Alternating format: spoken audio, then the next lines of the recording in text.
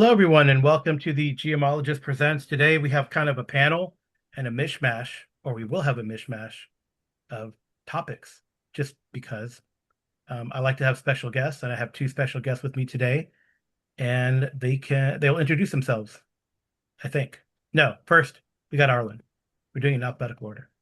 All right. Hi, I'm Arlen, and I almost said I'm playing and then stopped myself, but then I talked about it.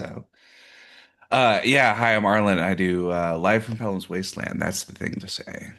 There it is. Yeah, so Live from Pelham's Wasteland is like a book reading thing right now. Yep. Pretty cool. Reads a lot of. You don't Yeah. read the book in its entirety, but you give excerpts from the book and analysis, correct?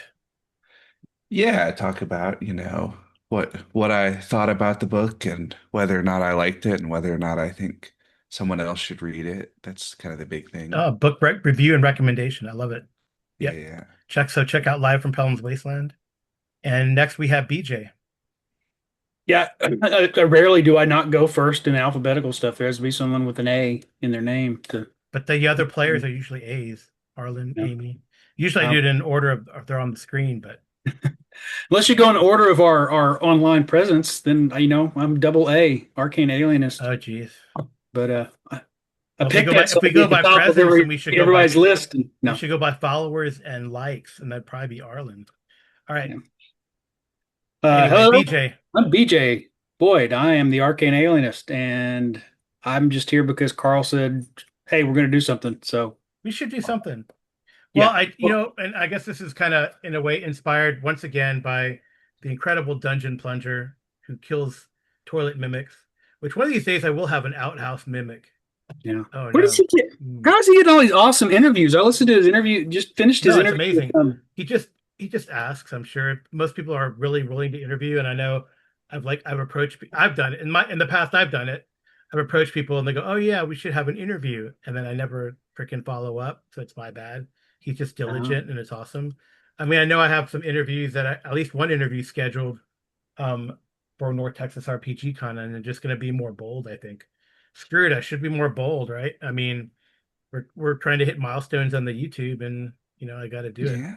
But apparently, also he goes to like the anti-Twitter Blue Sky, and that's where a lot of these people are. So I think that's probably what I might start doing, at least from the Geomologist Presents and talk. There's some really cool people that I played with and met. I mean, among others, someone we'll probably discuss a little later. Zeb Cook. So yeah. Anyway, well, the first thing I'm going to do is I'm going to unbox in front of you guys because I haven't had one in a while. unboxed. Better Yeah, than unboxing, I guess. yeah, it's an unboxing. It's a Amazon package. I got this like on a weird Amazon fire sale. So it is I know people hate this, but too bad. It's 11 inches, so that is approximately 29, well, it's 28 and 3/4 centimeters. And the height of this box is 32 inches. No, sorry, a foot and a half, actually. Nope, that's not right either. 1 foot and a half inch. Does that make sense? Which equates to about 32 centimeters. And how thick is this thing? It's like Coke can thick. There's a friend of mine back in after college. I had a crazy time after college. I haven't been drinking. No, I did have a couple beers, so apologies. All right, 3.5 inches and about 9 centimeters. That makes sense. I had a There's friend, a friend You're after mixing. college. You're mixing your metrics, Carl. No, I'm supposed to because I have listeners that use real measurements Oh, okay. and Those are the equivalents. I thought you meant it's that many inches plus that many centimeters. I was no, like, no. What Now, I was now, which saying, one is the real measurements? You have to, pick a side right the now. rest of the world uses the real measurements, and us and a few other countries in Africa, probably, I think Liberia, maybe, uses like the old English system. I guess Is I'm that gonna correct? leave. Huh? Is that right? Why are you gonna leave? No, it's good. Oh, because the real system is the hashtag America one. Yep, clearly. Maybe. It's just funny. It's just funny. Did you guys ever see that SNL skit where what's that guy? So this guy comes on. He pretends to be George Washington, and Yeah, Nate Bargatze. mhm. He's like, and we're gonna have a system of measurements where you know a yard is 3 feet, and Well, it's all the right. It's the weird like historical accretion of elements, right? Because like the number of feet in a mile is a Roman legion's worth of steps, oh, basically. I did not know that. That's cool. Yeah, yeah. It's the 5,280 is um a Roman cohort was 480 soldiers, but the first cohort was double sized. So Mm, essentially 11 times 480 I see. is how you get to the length of a Roman imperial mile, which turns into a, English British mile, mile, which British, yeah, turns, British mile. yeah, an English, I guess an English mile technically, because it's not really the other Yeah, British people doing that. I feel I like did, back in the 70s there was an attempt to get make everything metric, and up in science obviously uses like in a publication to use metric, Mhm. yeah. right? But generally speaking, but if we switch to like kilometers, then everyone would be driving faster, right? We'd all be driving 100, right, on the highway or more. Mhm. All right, I okay. think I liked about that particular SNL skit was when we talk about hot dog, but there's not a dog in the hot dog. Someone says, "Well, what's in the hot dog?" And he said, "No one will want to know what's in the hot dog." And he's like, "But I want to know what. Get out of the boat." That's a really good sentence. Good. All right. Well, anyway, I had a friend of mine named Coke Can back after college in the crazy days. You can think what reasons he might be named Coke Can. All right. Anyway, the unboxing, the There's family, the family show, a Carl. there's a What? YouTube channel that I watch where the way that he measures his reading is linearly with measurement. So his Oh, thing is that he's measured the total, essentially linear distance of the spines of all the books on his shelves, and then when he reports on how much he's read for the week or the month or whatever, he says, "Well, this is the, distance that has been cut down from the total amount of distance on the shelf." So I think it'd be hard to do that with RPGs because you use them a little differently, but right. you could Yeah. do something like, right, you could do that like with Pathfinder Adventure Paths, be like, this is the total distance we've traveled through the adventure path through Oh, each right. book. Yeah. Usually it's about halfway in my experience, especially the 6 book ones. Anyway, this is what was in there. It's called The Eternal Night of Lockwood. If you go to any half price books right now, you probably see a ton of these. And I got it on Amazon, like at the fire sale for like pretty inexpensive. But it is a full adventure for Zweihander. So the previous edition. Right now, the reforged edition is coming, revised, reforged is coming out. But this is looks pretty. It looked pretty interesting. I mean, it's it's like I said, an adventure path, and it consists of the like it has a gazetteer, player options, running the adventure, NPCs, and then a whole bunch of different chapters. So it looked pretty cool, yeah. So I decided to pick it up, just maybe either to use it or to crib ideas from it. But it's got a cool map of the area, which is nice. And yeah, we were kind of talking about. Have you ever played Zweihander, BJ? I have not. I've read through the book, The new revised Reforged, or not the the new one, the the original one. the original one. Yeah, I mean, it's kind of based off the. It's pretty nice gazetteer. I love gazetteers when they have like they give you the whole map of the town, and then they kind of like give you like little insets, which is yeah. kind of nice. I always thought so Zweihander is to Warhammer Great, what Pathfinder is to D&D. yeah, great picture. Typical. Zweihander. You're not a hero. You're a survivor. Look, you got put in the Yeah. stocks. Ha ha ha ha. They're like nobody liked, was it third edition Oh Warhammer yeah, it Fantasy was. Roleplay? So You know, Zweihander just created a cleaned up version of TUI, which everybody loved. Kind of like the original Pathfinder was nobody liked 4E D&D, so they created a cleaned up version of third edition what D&D. the heck? Well, Look at that's the Red Blood and Oinadaemon. Warhammer But Fantasy Third Edition was by Fantasy Flight, and it was one of the first that they did their funky dice systems for, yes, it is. Yeah. um, I was which impressed is why with people didn't like it. This is a really well. Fantasy Flight perfected their Genesis role playing system using Yeah, other people's IP to yeah, do yeah. research and get all the bugs worked out of it. Yeah, it's a pretty cool system actually. Yeah, so Yeah, look, this has, I mean, I love a book that has like these things, little ribbons, which they is use their nice. Mhm. Games Workshop and Lucasfilm IP contracts to perfect their system. Right. To play Yeah. Well, tested and it took all the risk. right. Actually, one of the better Twilight Imperium is actually a pretty cool game too. So whatever, so they kind of have a Genesis system based Twilight Imperium, which I've Yeah, if you started, have which I 12 hours sitting around for, no, you know, well, I mean, yeah, I mean, well, is I the hope doesn't the board game take like basically a full day to yeah, play? something like that. That's what I've heard. I've never played it, but the world look sounds really cool. And I did kind of buy a couple of the books and stuff, and Hmm. I they had a free RPG day thing, and I've tried to build up a game on the Roll20, so maybe that's something down the line. Mm. Well, anyway, so this here's the I'll read the BJ's disappeared, but that's okay. He can hear me. 5 days ago, a starless and moonless night fell over the Lockwood Forest and pioneer town of Ertol. The sawmills have gone quiet, and the lumberjacks have begun to revolt. The eternal night has come, and all of Ertol it grips it had all of Ertol is in the grips of panic and fear. But where there's darkness, there's opportunity. As citizens of Ertol, you'll find yourselves drawn into the pitch black web of urban conspiracy and rural horror, spanning the gloom of the six boroughs and into the ancient Lockwood, which I guess is the forest. Will you rise to the occasion as a light in the darkness, or will you succumb to the eternal night? So it's a campaign-length adventure, going from basic to advanced here. What's my it? hope is with the revised Vihander, they don't remove the irreverent humor.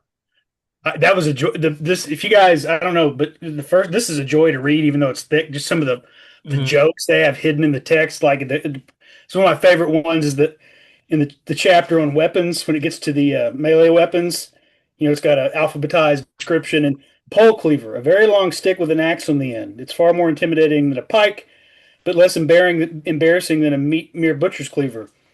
Soldiers often partake in Gygaxian musings over the vast array of polearms that dominate weapon Wow. ranks, in which the pole cleaver is called merely a variety of names. Yeah, so it's pretty cool. They have like a little map here of the Lockwood and the six boroughs, so it's pretty nice. It's a poetic type map. That's pretty cool. So it clocks in at including it has a bunch of handouts, which is nice. Of course, the pages aren't numbered, or at least the appendix, the pages aren't numbered. You're supposed to, I guess it's supposed to go with this Zweihander Fantasy Horror Starter Kit, which I do have too. 367 pages plus a few pages of handouts, so which is nice. So yeah, I mean it's a very simple system. It's percentile dice, roll under. You get criticals on the doubles, a critical success or a critical failure on the doubles. I know that Zweihander had simplified things such that you have like it's easy, it's hard, or it's normal, whatever. So it's -20 +20, and then each advance gives you 10% in your skill. So they kind of streamlined in a way even the Warhammer Fantasy Second Edition. So which is Well, and kind they of nice. got away from in the Warhammer Fantasy Second Edition in particular, part of the thing was that all of the careers just sort of existed by themselves, and you could kind of go from a lot of them to a lot of other things. And so there was this weird way in which, like, if you wanted to, you could just go through kind of a total, like, zipping through all of the different things that you wanted to hit. And in Zweihander, they're like, no, there's novice or whatever they call it. There's the lowest level, and then when you finish that, you move on to the higher level, and when you finish that, you move on to the higher level instead of because the other side of that with 2E Warhammer Fantasy role playing was that there were some things that you basically had to play and play and play and play forever to get through all of the careers that would get you to the big special thing at the end. Right. You have to go through multiple careers to get to that career, and then you'd have to find or purchase the trappings somehow to qualify for that career. So Warhammer 4th actually did has done that sort of streamline where you can move up. They have definite steps on how you move up in your career, Yeah, and you well, can move up through.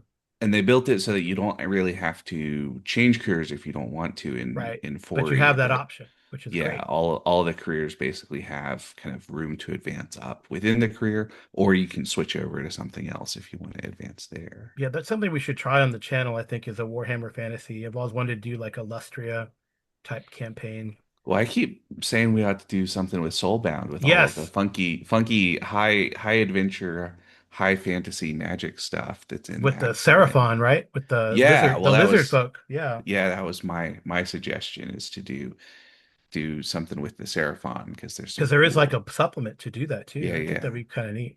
That'd be fun. I think I actually started building up a Roll20 or at least have a banner for it. So that could be something to do as a one shot or whatever. All Yeah. right.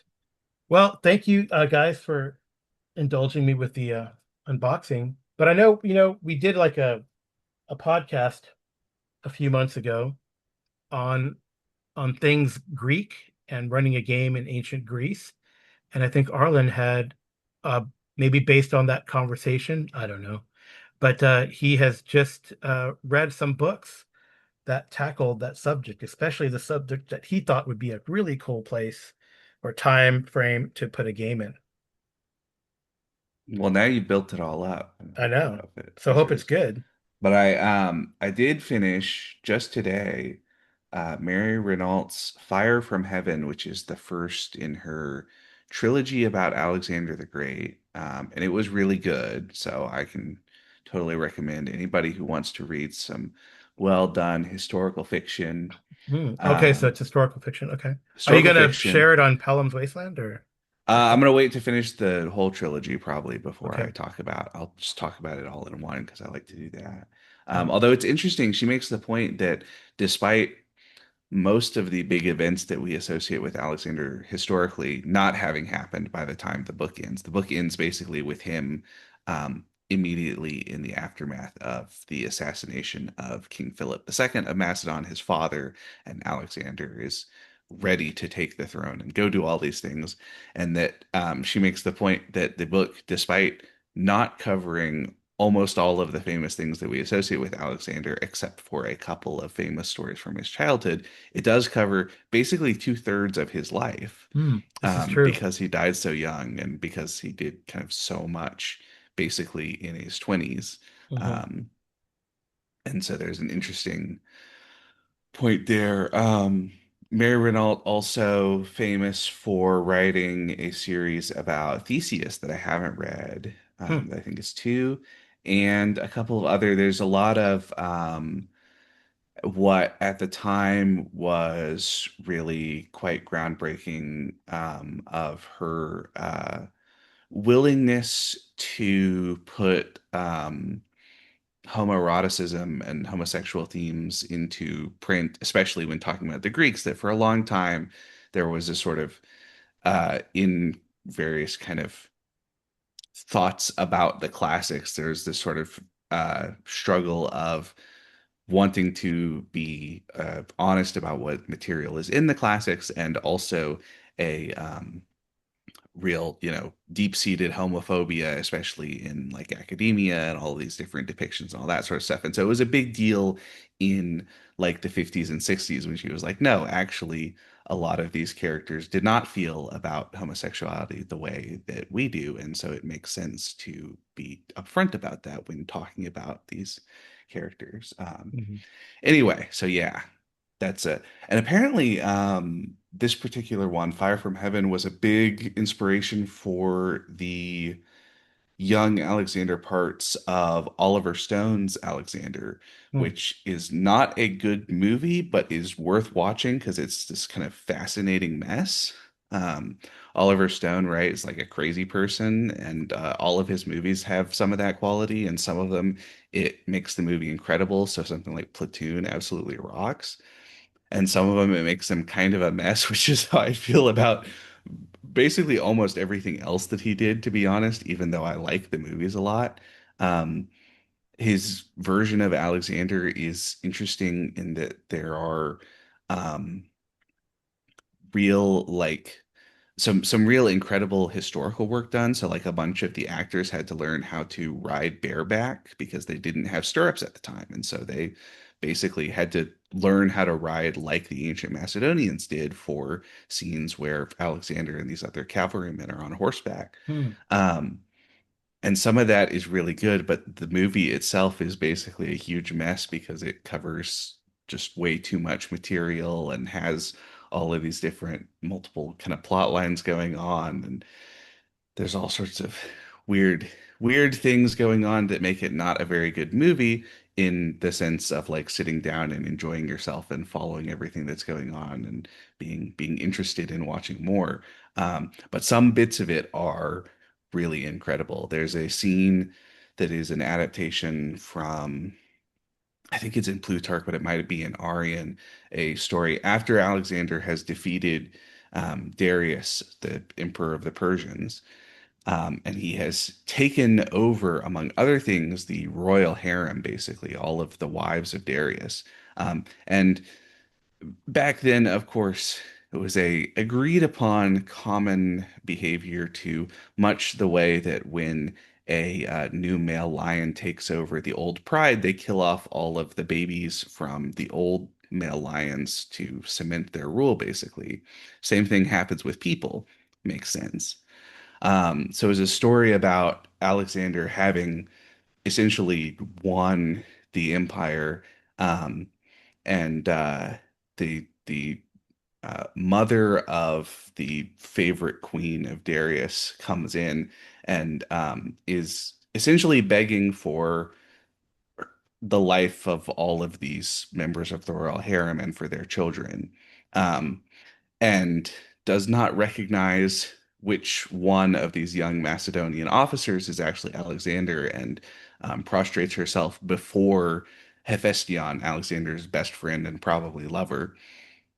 And in the movie, it's really well done as a scene that is um, really fascinating in the kind of implicit violence that's going on, that she's going through basically the worst moment ever in her life, and all of these 20-year-old warriors who have just taken down the most powerful empire in the world are giggling because she's doing it to the wrong person.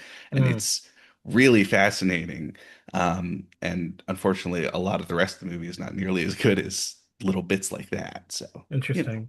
Well, Oliver Stone did help write Conan the Barbarian too. he did help write Conan the Barbarian, and he did the Doors movie with Hmm. Val Kilmer. Val Kilmer. Yeah. Also kind of a mess, but Yeah. interesting and worth watching Well, for but it's sure. almost like it should be a mess because Yeah. I mean, that was that's what Jim Morrison was like, and so of yeah, course it yeah. ought to be a Interesting. mess. Cool, Uh, cool. So can you yeah. give us maybe since you'll probably talk about it more on your podcast when you're done, can you give us sort of either highlights or a non-spoiler, you know, impression? Not summary would give too much away probably for Fires of Heaven, but if you could, let us know other than, oh, you really liked it, but what stood Yeah, out or out. it's Alexander's boyhood, Hmm.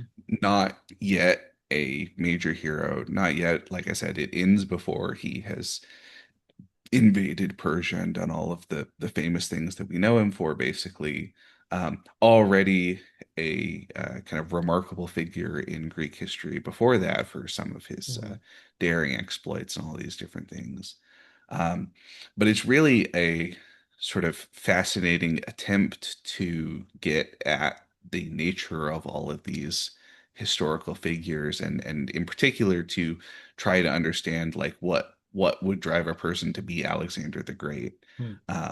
And I think works well at that. It's really a really great novel, basically. Yeah, yeah. So I have another question, BJ, unless you have a question for Arlen about Fires of Heaven. You're muted. No, go ahead. So how would it work if you put a role-playing game attached to Fires of Heaven or through Fires of Heaven? Could it work, or would, Well, would it just be? too linear, probably too linear. I don't know. What could you do? It'd probably be linear. I think there's some elements that could be really good. There's one of the things that happens um, eventually in the story is that Alexander has shown himself to be very capable and a, young heroic figure. His father, Philip, is a remarkable leader in his own right, but not as remarkable as Hmm. Alexander. And there is a real tension in there of the um, between those two men at this point, basically, of kind of Alexander wanting more and more chances, wanting to be secure in the position of royal heir because it is not. The kingship of Macedon was passed by elective succession, and Philip himself actually became king after his brother died, and his brother's son was underage, and so was not acclaimed as the next king, which is Hmm. a I see. Yeah. important thing to want to like. If you want to be the next king, it's not enough to just kind of be around and be the eldest son of the king and all that, and probably not even really Philip's eldest son because he had a lot of illegitimate children um, who all might have some interest in that also. And I think that that sequence of basically the tense space of the young hero and the old king, and the two of them trying to figure out how to um, interact, and neither of them really willing to give much ground, would make a really powerful kind of tense place as part of a setting, right? Hmm. Like your adventurers show up and you're mixed into this distinction between kind of two powerful figures, one who has more power right now but is on the decline, and one who has less power but is on the rise, and kind of are asked to make a choice Hmm. between these two people. And I think that would work really well for a arc of a campaign or something like that. Yeah, I guess you could do that. I just thought about something. You could do that in sort of a Mallory Arthur tale too, right? Yeah, yeah, I mean Arthur on the that's also decline. Yeah, I guess that happens. yeah, Arthur on the decline, Lancelot on the rise, right? yep, And it kind of does lead to a civil war in a way, right? So yeah, yeah. interesting. But that doesn't happen in the probably in that book or historically, right? There's no. No actual definitive civil war. There's some kind of raiding back and forth, and Hmm. there's, um, eventually it's the book suggests that Alexander was not aware of the assassination plot against his father, Mm. and probably wouldn't have been a fan of it, and that it was largely instigated by a number of other historical characters, Alexander's mother, Olympias, and Demosthenes, the famous Athenian speaker and figure of kind of a complicated political past, Mm. and of course the new emperor of Persia, Darius, and a couple of other famous historical figures. And I think that's also kind of the interesting, I mean, nobody knows for certain, Right. right? And historians have debated about, I mean, Alexander was definitely the beneficiary of Philip's death and became the king and got to go off on his huge invasion of the East and get to be Alexander the Great, partly because he was right at the age to take over. And so there's a sort of interesting question there. But no, it doesn't turn into real civil war, although you could easily have in a fantasy campaign that could be more like, you know, Mordred's taking over of the army in Oh, Arthurian okay. Yeah. stories or Yeah. something like that. Right. Cool. All right. Well, BJ has a book that he's excited about. It's not a new book, it's a series. Hmm. I was going to say I've been watching on Amazon the new series Murderbot, which is based off the Murderbot Diaries by Martha Wells. It's a really good sci-fi series. It's I don't know if I mean the book series is full of humor. I don't know if it's intended as a humor series. It's just the main character, point of view character, is just really sarcastic and funny. Hmm. Um, the series itself is kind of presented as sort of an action comedy, but For anybody who's not familiar, this murder bot is it's set in the future in a kind of a it's almost got a cyberpunk ethic where there's this corporate controlled space and then there's non-corporate controlled space, and you get a lot of the sort of, corporations kind of quest for profit rules everything. But whenever you rent equipment from one of these or buy something, they provide you with a security unit, which is an android. It has some organic parts, but it's mostly mechanical. It's artificial intelligence, uh, ostensibly to protect you and their property, but then they also use it, for corporate espionage to spy on Mm. people. But the whole premise is the main character is one of these security units. That their memories get wiped at the end of every mission, and it figured out how to stop its memory from getting wiped. So it's Yeah, developed a I remember sentience, that. its own personality, and its Mhm. own and what since it rarely has to do anything on most missions, it's developed this habit of it just sits in the corner and downloads soap operas from the net and watches soap operas. That's And it funny. gets really irritated when a human has to interrupt its time with its soap operas to actually have to work. Mm. So the overall series is about it sarcastically names itself Murderbot. Um, but the whole series is about arc is it becoming more and more trying to understand humans and understanding its point, what it means to be free and autonomous. Um, but the right now they're just the first season of the series is based on the first book where they introduce Murderbot and the humans that it befriends, and it's pretty funny.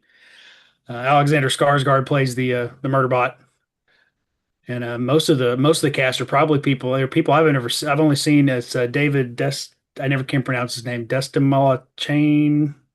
Dest. He was the Spot in Suicide Squad, the second Suicide Squad movie. You recognize his face. He's been in a lot of stuff. Cool. He's the only other actor in there I really recognize, except they have cameos by more famous actors as Murderbot is in his head watching soap operas. Oh, cool. So they've had Clark Gregg that plays Coulson in Marvel. They've had John Cho, um, and I think that's kind of funny. The cameos for the soap opera stars and these little images in his head are actually more more recognizable than the most of the actors, except for those two. But anyway, it's pretty funny and it's really good. Been really good so far. So That's I cool. highly recommend it. Oh, neat. Good sci-fi. Interestingly, is how it actually got recommended to me because of what I do for a living apparently the series is very popular with people who are on the autism spectrum Huh. because they very much relate to this To the sentient, intelligent thing who doesn't really is not comfortable relating to other people, doesn't like to make eye contact, doesn't like to make pleasant conversation. It's just very, what's the point of this? If there's no point of this, I would like to go back to my thing that I enjoy doing. right. That's So cool. That's interesting. Speaking of autism, have you guys seen the rehearsal season 2 yet? No? no. Okay. All right. So Nathan Fielder is a comedian. The rehearsal season 1, so the concept of the rehearsal is that he spends an immense amount of HBO's money to allow regular people to practice out something that they are concerned about and therefore will have a chance to kind of role play through it and rehearse it before the big thing. Hmm. The first season was built largely around a story about a woman who wanted to figure out what it would be like to be a parent, and so it's her with a whole bunch of children actors that's her son at various ages, and he's involved in it. It's all very crazy. The second season is about airline safety and pilots going through kind of weird things, and especially the idea that there's the most common preventable cause of airplane crashes has to do with miscommunication in a Mm. cockpit between a pilot and a co-pilot, or between a pilot and the rest of their flight crew or whatever else. But there's also a lot of other stuff, and in particular in season 2, there is a interesting discussion about he talks about how season 1 became really popular, in particular among people who are um, interested in kind of issues surrounding autism as being like a real kind of unintentionally a wonderful demonstration of what it is like to be on the spectrum in a world that is not built for people that are on Mm. the spectrum, and kind of like trying to think through situations analytically instead of just kind of intuitively, and all of this kind of interesting stuff. And there's a really great sequence where he ends up he's built this whole he's had built a replica of one of the terminals in the Houston airport for several of these rehearsal things that he does. And he's talking with this woman who does like autism support specialty stuff, and ends up bringing in a whole bunch of children on the autism spectrum to rehearse through what it's like to go through like airport security and be in the airport and all that sort of stuff. And it's really sweet in the middle Mm. of this insane TV show that's all about him making people do just this unbelievable rehearsal stuff. Anyway, that's what made me think of it, because I watched it's only like 6 episodes Mm. on HBO Okay, Max, and have to check it out. I'll rehearsal have to check it rehearsal out is too. Yeah. really good. Yeah, I have to check it out. Well, cool. Well, I don't know. Maybe you guys can help Using me. reality television for good. Yeah. Yeah, it's good. That's good. Oh, I never got to make my point about Jason Weeb inspired thing, because BJ's like, he gets all the good people.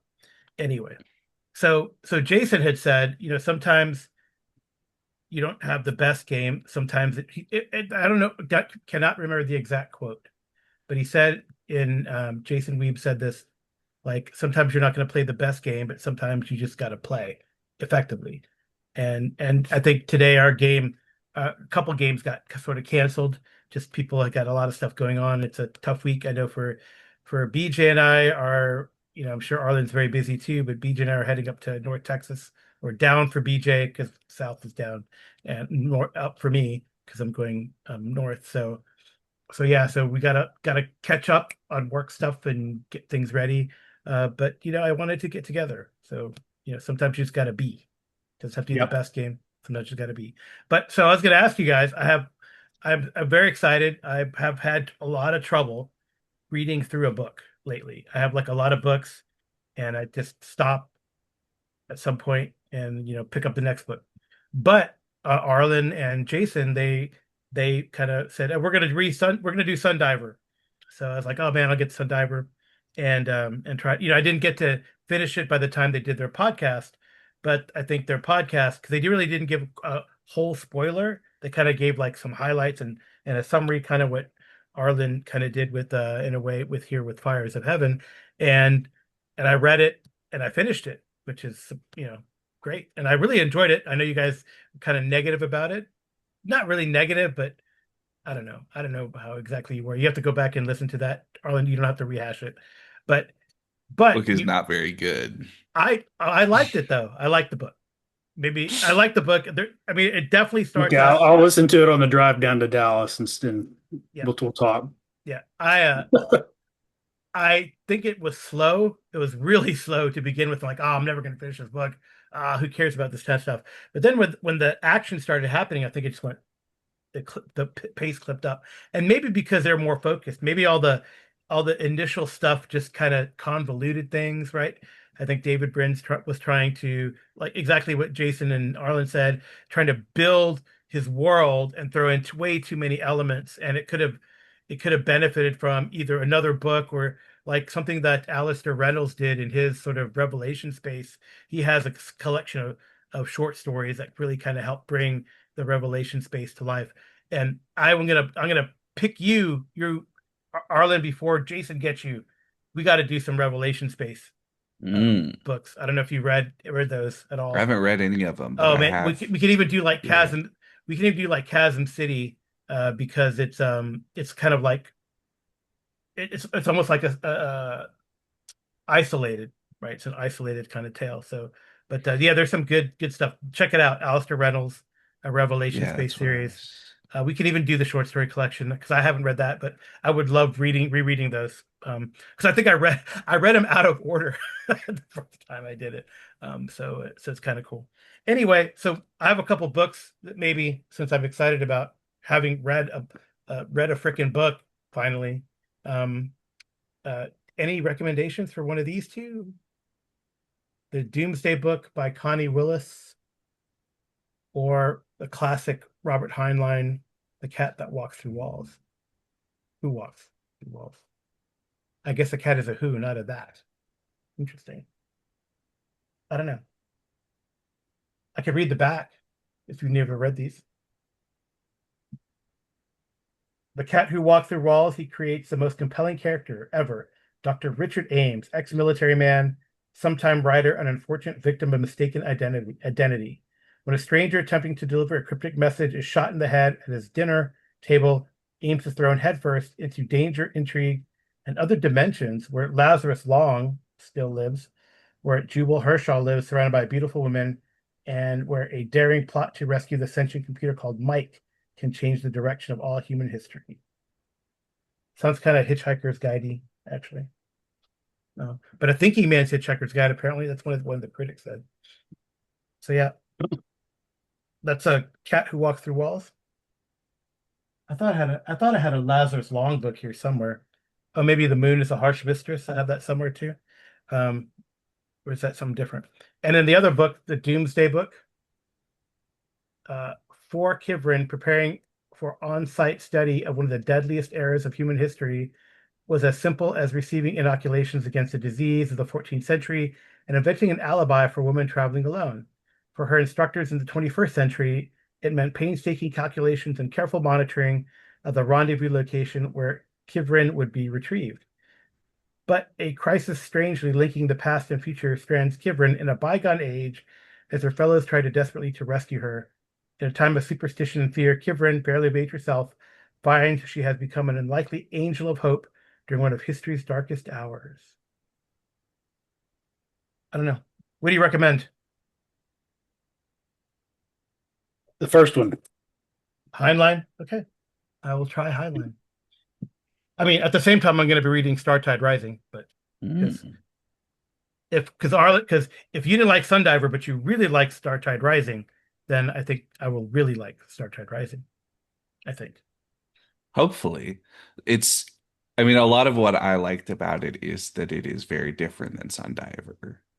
Although I think a lot, from the sound of it, I think a lot of the things that you liked about Sundiver are still there. That it really, there's the the plot is a lot tighter, especially kind of all the way through instead Oh, of good. just in the kind of last third or so. Hmm. Um, but there's also a lot of like the world building is there, but it's a lot better done. Like it's a lot more like what the characters think about this stuff in the world rather than just kind of all these ideas thrown Like out and info all that. info dump. Yeah, Yeah, yeah, yeah. yeah, yeah. So yeah, I thought it was a lot That's better. cool. That's cool. Yeah, and I mean, really, of course, it all relates to gaming because would love to run a game in that verse in the you know Uplift War verse. Mhm. And I mean, there's a GURP supplement for it, third edition GURP supplement, which I've tracked down PDF wise.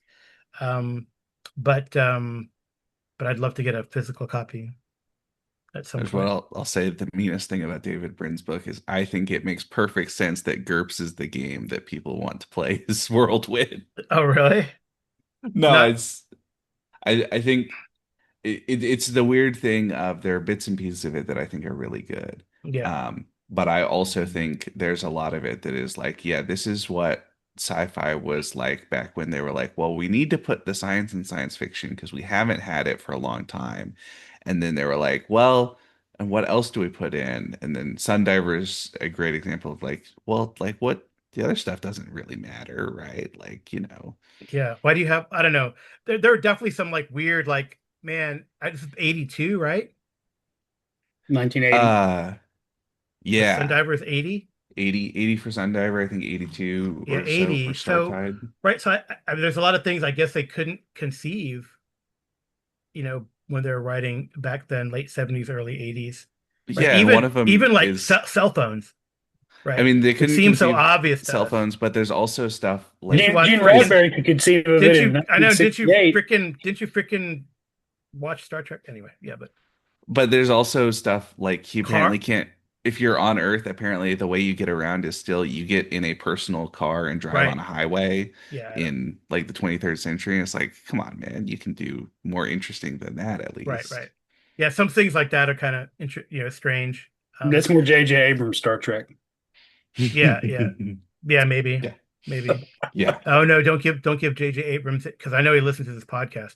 But I mean, don't give Yeah. J.J. Abrams any ideas for a movie, The Uplift Four by Oh J.J. God, Abrams. Plenty of lens flare. edit that Yeah, out. Yeah. with lens flare. All right, One more book. This is not a new book, but it was one I recently read. This is Gentlemen of the Road Michael. by Michael Chabon. Okay. He's probably best known for Wonder Boys. He's not really known for, but this is not really fantasy. It's more like historical fiction, but it's written in the style of Michael Moorcock and Robert Howard. Okay. And it's about these two kind of sellswords that get swept up into an adventure that they don't when they don't into. But it's really well written. It's really enjoyable.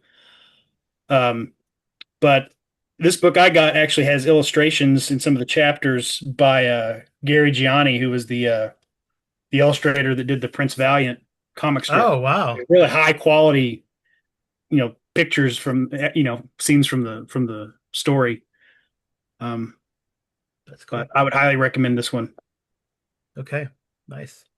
Oh, so I in my last podcast I talked about what games I was gonna run, and maybe are you gonna do that for Alien Arcanist or Arcane Alienist? I'm on. If not, I'm kind of on a hiatus. I'm trying to find time to get back and record something, but I haven't. I an don't know. incredible solo play out lately, the Morkborg, and then the Black Sword hack, right, that you just did. Yeah, I'm wanting That's to do really a neat. part two of the Black Sword hack. It's what That's I'm really neat. trying to find time to sit down and do. Yeah. Unfortunately, when you have a teenager, this time of year becomes no time is your own. There's endless end of the school year activities and Hmm. banquets for all the activities and graduation. And he's not graduating, but he had to play in the band at graduation. And Yeah, yeah. Yeah, no um, worries. But so maybe then you could tell us what you're going to be running at North Texas. And maybe if you I'm want to highlight some things you might be in. I know I'm going to run. The only thing I'm going to plan to run is Morkborg.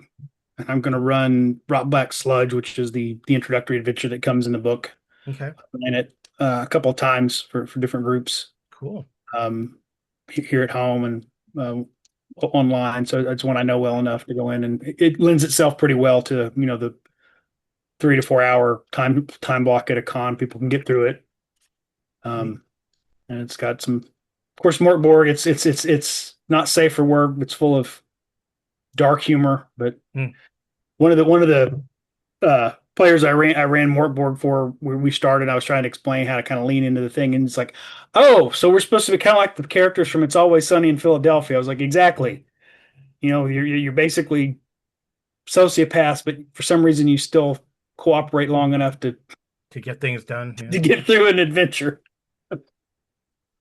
Yeah, that's cool. And I think you're playing with someone relatively famous. I managed to get I mean, into. not aside from myself, of course, but Yeah, of course. I managed to get into a Swords and Wizardry game ran by Matt Finch himself. So awesome.